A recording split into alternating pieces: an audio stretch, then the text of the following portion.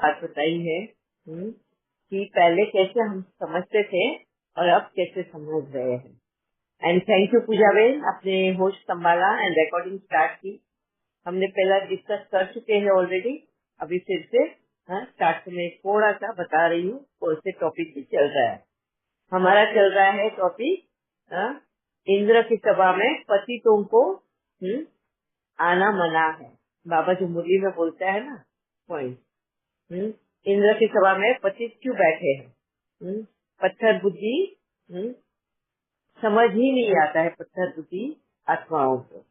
इस तरह से बाबा फटकार भी लगाता है। तो उसके ऊपर हमारा डिस्कशन चल रहा है अभी।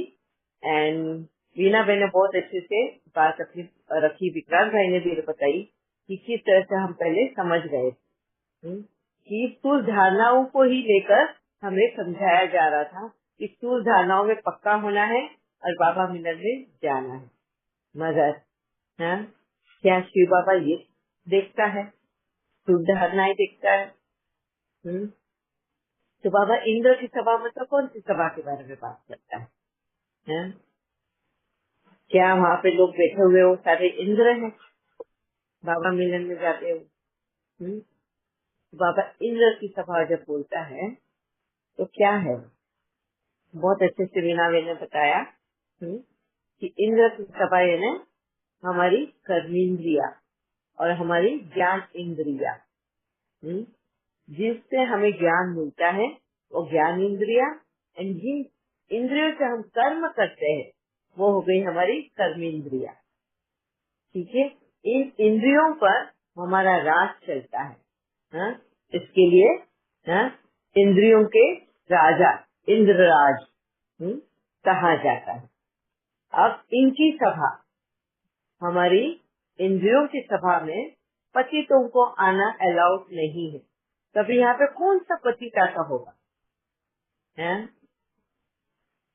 क्या है पति?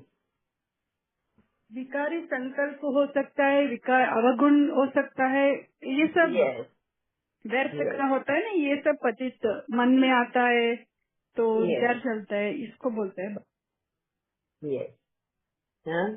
तो इन इंद्रियों से अगर हमने गलत कर्म कर बैठे, गलत संकल्प चला बैठे, जैसे इन आंखों से हम बैठे तो है, इन आँख क्या है? हमारी कर्मेंद्रिय है ना, आंखों से देखने का काम करते, कर्म करने का काम करते हैं। एंड दृष्टि जो है ना वो ज्ञान इंद्रिय। आंखों से आंख जो है कर्मेंद्रिय है और उसके थ्रू जो देखने का कर्म कर रहे हैं वो ज्ञान इंद्रिय, क्योंकि वो ज्ञान कलेक्ट कर रही है ना, एंड संकल्प बना रही है। ठीक है, तो प्लीज माइक म्यूट करना, लता बहन माइक म्यूट करना। तो इन आंखों से जब हम देख रहे हैं एंड वो नॉलेज कलेक्ट कर रहे हैं दृष्टि से, इस दोनों के बीच में जो संकल्प हमारे चलते हैं, अगर वो पतित है, पतित यानी विकारी संकल्प है या शुद्ध संकल्प है, इसका ध्यान करना है। तो बाबा ये बोलता है जब तुम्हारी इंद्र की सभा बैठती है तभी तुम्हें ये सेल्फ चेकिंग करना है कि कैसे संकल्प तुमने कलेक्ट किए हैं, अपनी आंखों से, अपने कानों से, अपने मुख से कौन से कर्म किए, वाचा से एंड उसको क्रिएट किया है हम ज्ञान इंद्रियों। ठीक है, और हमारे संकल्पों से मेमोरीज में जाके हम अपनी सोच लगाते हैं ना, पिछले मेमोरीज में जाते हैं, फिर हम देखते हैं कि अरे इसने साथ ऐसा बिहेव किया, वैसा किया, ये किया, वो भी हमारी ज्ञान इंद्रियों में कनेक्ट ज्वाइन होता है। तो इन इससे जो हम सोचते हैं, हम संकल्प बनाते हैं, बाबा उसको पतित बोलता है। क्लियर? एंड पत्थर बुद्धि समझती ही नहीं है। पत्थर बुद्धि बाबा किसको बोलता है? एक आत्मा को। जो आत्मा ये समझ ही नहीं पाते कि अरे हमें इन आंखों से जो काम करवाना है, देखने का जो काम करवाना है, हाँ, वो कितना शुद्ध होना चाहिए, कितना पवित्र होना चाहिए। बाबा इसके लिए बहुत बार इन आंखों को क्रिमिनल आई भी बोलता है। इन आंखों से गलत चीजें मत देखो। दुनिया में अच्छा और बुरा दोनों है, तो तुम्हारे लिए क्या सत्य है, क्या सही है, वो चीजों को उठाओ, क्योंकि उससे तुम्हारा भविष्य बनना है। तुम्हारे संकल्प बनेंगे, संकल्प से तुम्हारे कर्म बनेंगे, उससे तुम्हारा भविष्य बनना है। बाबा ये बोलता है, इसके लिए बाबा फटकार लगाता है। जब बाबा पत्थर बुद्धि बोलता है ना, तो वो एक आत्मा को फटकार लगा रहा है। फटकार लगाना यानी चपेट लगा। उसके पास शरीर तो है नहीं ना मारने के लिए, है? जैसे माँ अपने बच्चों को चपेट लगाती है ना, सुनता नहीं ये करके, उस तरह से। तो इसके लिए बाबा हमें पत्थर बुद्धि बोलता है। अरे इन पत्थर बुद्धि को समझ ही नहीं आता है। तो हमें देखने को बाबा क्या बोलता है। अब यहाँ पर हमारे पहले जो मुद्दे के पॉइंट हुए, कौन सा इसके साथ में जुड़ेगा। अभी पिछले हफ्ते जो हमने एक मुद्दे का पॉइंट किया, अंतर्मुखी स्वदर्शन, अंतर्मुखी बन स्वदर्शन करना। ये अगर मुरली का पॉइंट आप इससे कई साथ में कनेक्ट करते हैं तो कितना क्लियर होगा। पहले बाह्य मुखी बनते हैं, तो बाहर क्या देखना है, और फिर अंदर हमें क्या चेक करना है, अंदर चेक करके क्या प्रदर्शन करना है। तब जाके हमारी कर्मेंद्रियों से हम बाबा इंद्र की सभा जो बोलता है, वो इस इंद्र की सभा के सामने बैठ के अंतर्मुखी बनते हैं हम। तो इस इंद्र की सभा के साथ में बैठ के हमें एनालाइज करना है। एनालाइज करने का मतलब है चेकिंग करना है, तो स्वदर्शन करना है कि मैंने आज क्या क्या किया, किस तरह से अन्न खाया है, जैसा अन्न वैसा मन, वो भी जोड़ लो इसके साथ में, है ना। तो कैसे टाइप का अन्न खाया, कैसी खुराक मेरे करी है, क्या दूषित है, मतलब पतित खुराक खाई है, या शुद्ध सात्विक पवित्र खुराक खाई है। अगर आप ये सारे मुरली के पॉइंट एक एक करके सब जोड़ते जाओगे ना, आपको क्लियरली मुरली एक एक इसमें सब समझ में आएगी। फिर डेली आपको मुरली पूरी सुनने की जरूरत ही नहीं है, बस इन पॉइंट्स को याद करो, अपने जीवन में अनुभव लेकर आओ, एक्सपीरियंस करते जाओ, प्रैक्टिकल में यूज करते जाओ। तो ये है इंद्र सभा। बाबा इस इंद्रियों की सभा के बारे में बात करता है। अब हमने आंखों के बारे में बात की। दूसरा है कान। हमारे ईयर्स भी है ना, बहुत बार धोखा दे देते हैं। हम कान से सुनते जरूर है, मगर कैसे सुनते हैं, अपने स्थिति में रहकर सुनते हैं। किसी ने कुछ बोल भी दिया हो, आते जाते कुछ बोल दिया हो, घर में भी बहुत होता है, स्पेशली जब सास ससुर बहू बेटे ये सब रहते हैं, जॉइंट फैमिली, देरानी जेठानी, तो हमारे कान बहुत ऊंचे रहते हैं। हम बोलते भी है क्या, दीवारों के भी कान है, धीरे से बोल। क्यों? क्योंकि मिसअंडरस्टैंडिंग बहुत क्रिएट होती है। अगर आधा अधूरी बात समझे हम, आधी अधूरी बात सुनेंगे हम, और अनुमान लगाएंगे, एजम्पशंस करेंगे।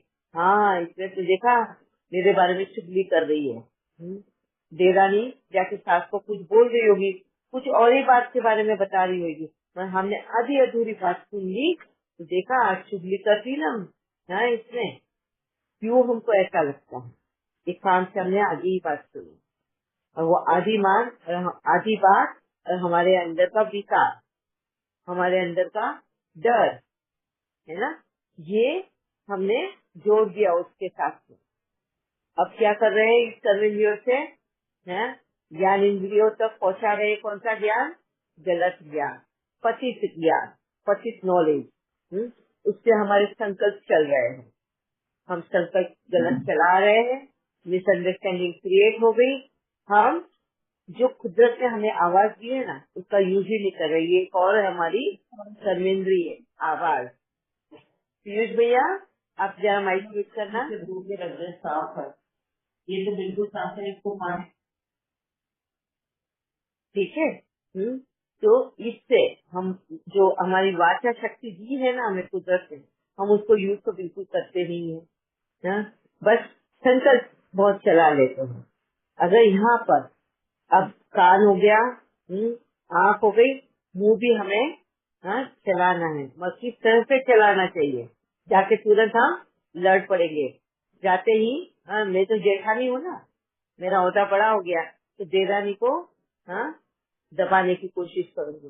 अच्छा, आगे मेरी चमचागिरी करने, मेरी चुगली करने, सास के कान धरने, उधर ही उसकी लेफ्ट साइड लेने को स्टार्ट कर दिया। आधी बात सुनी, आधा ही काम किया, और आधी बात सुन के भी अंडरस्टैंडिंग करके एजम्पशंस लगा के उसको सुनाने को चली गई। अब देरानी तो सरप्राइज हो गई क्योंकि वो बात कर ही नहीं रही थी, उसको समझ में नहीं आया कि जेठानी का मूड खराब हो गया। मैंने ऐसी कौन सी बात कर दी तो इसको इतना बुरा लगा। तो वो पूछने वाली है कि क्या मेरी क्या गलती है। उससे पहले से सारा अपना क्या उड़ेल दिया, अपनी भड़ास, अपने अंदर का जो भी उसके मन में नफरत है, द्वेष है अपनी जेठानी देरानी को लेके, या जो भी उसके अंदर जो भरा हुआ है ना, वो सारा उसने उधर जाके बोल दिया। बाबा इस 25 के बारे में बात करते हैं। इस कर्मेंद्रियों के सभा में हम किस तरह से अपनी कर्मेंद्रियों को यूज करते हैं एंड अपने कर्म क्रिएट करते हैं। तो हमारे विकार जो है, विकारी वृत्ति के साथ में इस विकारों को यूज करते हैं, तब जाके हम उस सभा में भंग, दरार, गलत कर्म कर बैठते हैं। क्लियर है सबको? हमारी इंद्र सभा, बाबा बोलता है रोज रात को उसकी कचेरी लगाओ। ब्रह्मो बाबा कचेरी लगाता था अपनी कर्मेंद्रियों की, इंद्र सभा बिठाता था और एक एक को पूछता था, आज आंखों के द्वारा क्या देखा, आज कानों द्वारा क्या सुना, एंड मुख द्वारा क्या बोला, किसका दिल दुखाया, किसका दिल जीता, किस तरह की कर्म किए। ये कचेरी बाबा लगाता था। एंड यही से बाबा हमें भी बोलता है, इंद्र की सभा में पतितों को आना मना है, मतलब तुम्हें गलत देखना मना है। विकारी दृष्टि, विकारी वृत्ति, विकारी सोच के लिए मना है। तो कितना पॉजिटिव रहने को कहता है वो इसके लिए ही डांट के बता रहा है। पत्थर बुद्धि हमें इसलिए बोल रहा है क्योंकि वो इतनी बार समझाने के बाद भी हमारे पल्ले कुछ पड़ता नहीं है। हम आत्मा रूपी बैठ के इस बात को समझते ही नहीं है। हमेशा देवभान में रहकर बातों को समझने की कोशिश करते हैं। ठीक है, क्लियर है ये पॉइंट? या और किसी को कुछ एड ऑन करना है इसमें, और बातें बतानी है या समझना है? नहीं तो नेक्स्ट पॉइंट की तरफ जाते हैं। स्पेशली सनाली भाई, आपको क्लियर हुआ? क्लियर हो गया दीदी, थैंक यू वेरी मच।